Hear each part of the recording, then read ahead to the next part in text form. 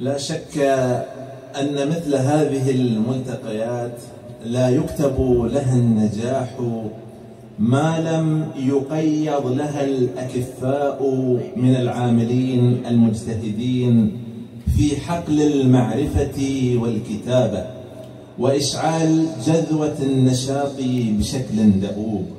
وإذا نسيت فلست أنسى كاتبا طالما أعطى وأبدع وتألق في مجالات فكرية واجتماعية ودينية متنوعة، وما زال يبحث عما يشبع نهمه المعرفية فتجلت به الأفكار ليقدم لنا هذا الملتقى كمقترح ثقافي جميل في مواصلة جريان نهر النور في باطن العقل.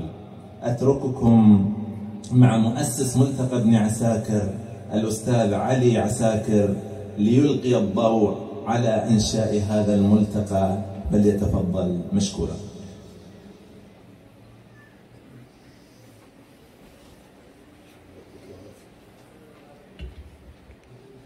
الحمد لله الذي علم بالقلم، علم الإنسان ما لم يعلم، والصلاة والسلام على رسوله المصطفى الذي اختصه الله عز وجل بكتاب يهدي للتي هي أقوم، وعلى آله أنوار الظلم وسادات الأمم، وبعد.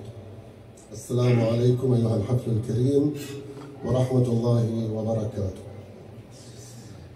باسم ملتقى ابن عساكر نتقدم لكم جميعا بأسمى آيات التهاني والتبريكات بإطلالة شهر رمضان المبارك، ونسأل من الله عز وجل أن يوفقنا وإياكم لصيامه وقيامه، وأن يتقبل ذلك منا بأحسن قبول.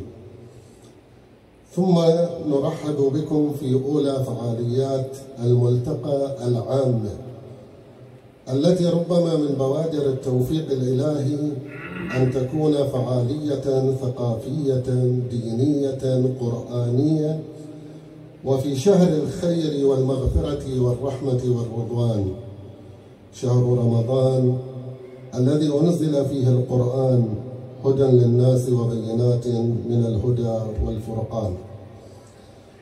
وبما أن هذه الفعالية هي الفعالية العامة الأولى للملتقى، ملتقى ابن عساكر، فآمل أن تسمحوا لي أن أقتنص هذه الفرصة الطيبة لأتحدث قليلا عن هذا الملتقى تعريفا به، بقصد إعطاء صورة واضحة المعالم عنه وعن رسالته التي سيطلع بها والأهداف التي سيسعى إلى تحقيقها قدر الوسع والطاقة. فملتقى ابن عساكر ملتقى عائلي نسعى من خلاله نحن أبناء المرحوم محمد حسين عساكر عليه كل الرحمات وعلى موتانا وموتاكم، نسعى نحن أبناء المرحوم محمد حسين عساكر إلى بناء الإنسان الكامل على المستوى الفردي والأسري والاجتماعي، من خلال تقديم عدة برامج وأنشطة توعوية وتنموية متنوعة من شأنها أن تعزز القيم العليا وتربي على الفضيلة وترفع مستوى الوعي وتنشر العلم والفكر والثقافة في المجتمع. وقد أطلقنا على هذا الملتقى اسم ملتقى ابن عساكر لسببين: الأول تخليدا لوالدنا العزيز الحاج المرحوم محمد حسين عساكر وإحياء لذكرى، واعترافا بفضله علينا، ليقيننا الكامل أن كل ما نرفل فيه من خير وفضل ونعم إنما يعود الفضل فيه بعد الله سبحانه وتعالى إلى والدنا الغالي رحمه الله وأسكنه فسيح جناته، وإلى والدتنا العزيزة حفظها الله ومتعها بالصحة والعافية ورزقها سعادة الدارين الدنيا والآخرة. الثاني أي السبب الثاني لتسمية الملتقى أن هذا الملتقى في الأصل هو ملتقى عائلي يرعى شؤون عائلتنا ويهتم بأمورها من خلال عدة برامج سنحرص على تقديمها بطرق عصرية وجذابة ليكون لها الأثر الفاعل في بناء أسرتنا وتطورها على مختلف الأصعدة والمستويات وفي مختلف المجالات، على أمل أن نكون من الأسر المتميزة دينيا وأخلاقيا واجتماعيا وثقافيا وعلميا ووظيفيا وما شابه ذلك. ومن هذه البرامج العائلية التي سنسعى إلى تحقيقها وتقديمها من خلال هذا الملتقى، وذلك على سبيل المثال وليس الحصر، إقامة احتفالات التكريم للمتفوقين والمتميزين من أبنائنا وبناتنا في المجالات الدراسية والوظيفية والاجتماعية وغيرها. ثانياً، إحياء بعض المناسبات الاجتماعية والأسرية كعيد الأم والعيدين وما شابه ذلك من مناسبات بما يجمع بين المتعة والفائدة. ثالثاً، اكتشاف ما لدى الناشئة والشباب من أبناء وبنات العائلة من طاقات ومواهب والعمل على تنميتها وتطويرها.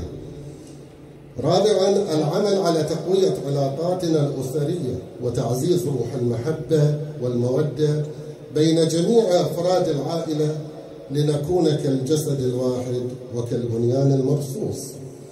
خامساً، مد الجسور بين الجيلين، جيل الآباء والأمهات وجيل الأبناء والبنات،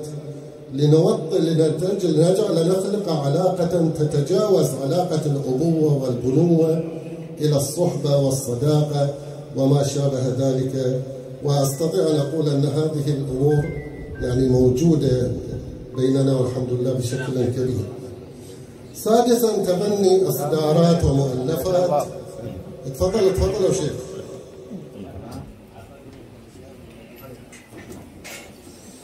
سادساً، تبني إصدارات ومؤلفات أبناء العائلة والعمل على طباعتها ونشرها وما شابه ذلك. إلى غير ذلك مما سنسعى إلى تحقيقه على مستوى العائلة من خلال هذا الملتقى.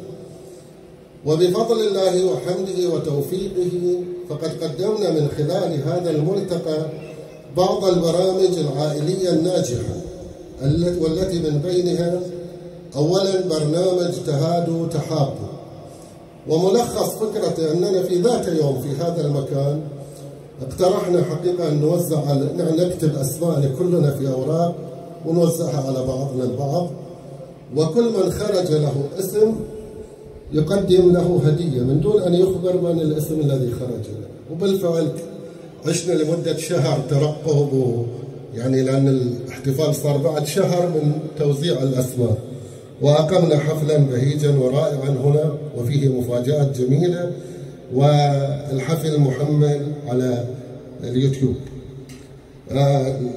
أيضا أقمنا من خلال هذا الملتقى حفل تكريم ابني عقيل بمناسبة تخرجه من كلية الهندسة بجامعة الملك فيصل لهذا العام 1443 2022، وكان الحفل بقيادة الأخ العزيز أيضا أبو محمد جاسم، والذي أجرى حوار رائع وجميل مع عقيل وأيضا العائلة بحركاتها الجميلة، والحفل أيضا على اليوتيوب.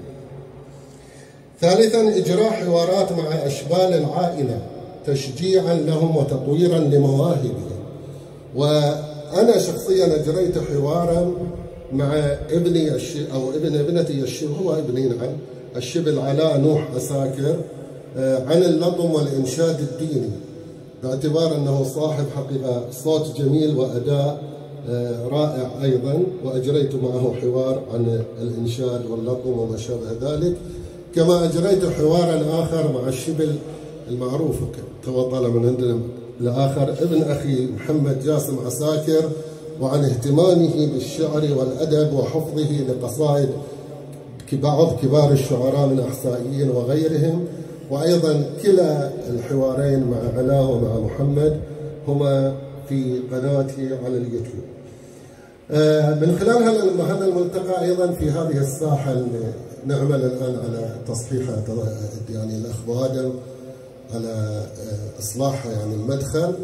أقمنا أيضا معرض للرسم شارك فيه الشبال وشباب العائلة من ذكور وإناث، وعندنا حقيقة مبدعين في الرسم من العائلة، وإن شاء الله نعمل لهم معرض يكون متطور بشكل أكبر. وهذه يعني بعض الأمور التي نحرص على تقديمها من خلال هذا الملتقى على المستوى العائلي. ومن ضمن عملنا على تشجيع أشبالنا وأبنائنا والحرص على تنمية طاقاتهم ومواهبهم أننا منحنا لهم فرصة المشاركة بل وقيادة بعض الفعاليات والاحتفالات العائلية، فمنهم المقدم ومنهم القارئ للقرآن الكريم ومنهم المتكلم ومنهم المنشد ومنهم هكذا، حتى تولدت لديهم جميعهم الجرأة على مواجهة الجماهير والحديث معهم بطلاقة كاملة. يبقى أيضا أن أشير أن إلى هذا الكتاب الذي بين يدي الآن مع العلامة الطبطبائي في آية لن تراني، هذا آخر مؤلفاتي، وهو أول إصدارات ملتقى ابن عساكر، وقد طبع على نفقة ومن تركة المرحوم المهندس مهدي بن ياسين رمضان. وإن شاء الله إذا الله وفق وأقمنا له حفلة توقيع سأتكلم عنه بشكل مفصل، وهو من إصدارات الملتقى تتلوه إصدارات أخرى إن شاء الله. هذا على المستوى العائلي، يعني حتى لا أطيل. بعض الأفكار التي سنحرص حقيقة التي قدمنا وسنحرص على تقديم برامج أخرى في المستقبل من خلال تعاون جميع أبناء عساكر، وعلى رأسهم لأب للجميع طبعا أبو آدم، والدينامو المحرك لابد أن نذكرهم حقيقة أشبالنا وشبابنا، هم الذين يشجعوننا ويدفعون ويعملون ونحن نتفرج، فهم لهم يعني الدور الأكبر في إحياء هذا الملتقى. ونحن أسسناه اعتمادا أو اتكالا بعد الله عز وجل عليهم في إحياء وإدارة الفعاليات وما شابه ذلك.